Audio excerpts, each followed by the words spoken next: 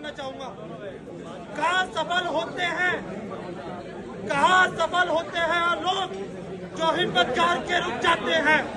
कहाँ सफल होते हैं लोग जो हिम्मत हार के गिर जाते हैं।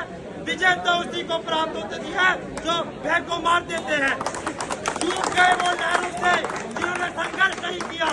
डूब गए वो लहरों से जिन्होंने संघर्ष नहीं किया। जिसने मारे हाथ पैर मैं तहरा और उस ओर चला गया।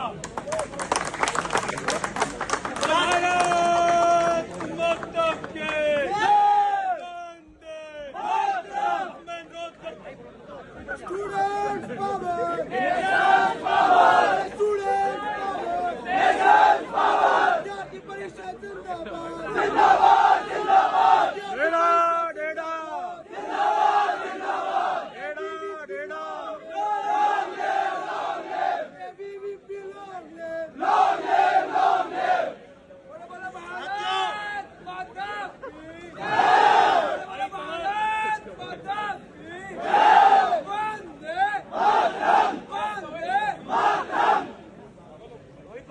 साथियों, मैं अपने विषय कंटिन्यू करना चाहूंगा।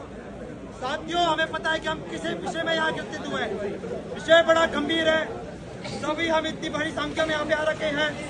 मैं अपने सामने कुछ विषय रखना चाहूंगा। साथियों, हम सभी को पता है दिल्ली विश्वविद्यालय देश का सबसे बड़ा विश्वविद्यालय है। पर साथियों, इस दिल्ली विश्वविद्यालय में हर तबके का विद्यार्थी पढ़ने आता है। कुछ छात्र अमीर होते हैं, कुछ छात्र गरीब होते हैं।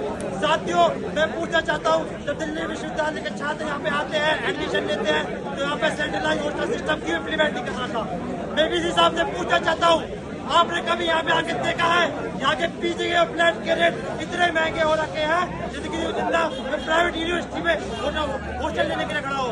साथियों, मैं ये पूछना चाहता हूँ वीसी साहब से, आपसे मैं ये पूछना चाहता हूँ कि दिल्ली विश्वविद्यालय के अंदर कॉलेज के फी रेट इतनी बढ़ती क्यों जा रही है?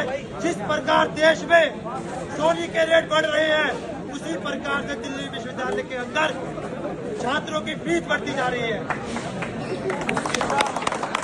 साथियों, मैं ये भी बताना चाहता हूँ, दिल्ली विश्वविद्यालय के अंदर पीजी कोर्स में पीजी एडमिशन में अभी तक वन फी क्यों इम्प्लीमेंट नहीं हुई? मैं इनसे पूछना चाहता हूँ, किस बात से आप घबरा रहे हैं? मैं तो यह भी पूछना चाहता हूँ कि आईसीएसई काउंसिल कमेटी अभी तक दिल्ली विश्वविद्यालय के अंदर इम्प्लीमेंट क्यों नहीं हुई? क्या कारण है जो आईसीएसई कमेटी दिल्ली विश्वविद्यालय के अंदर इम्प्लीमेंट नहीं कर रही है? किस बात का आपको डर है? यदि कल को किसी बहन के साथ गलत हो जाता है तो उसका विरोध उसको न्याय कौन दिलाएगा?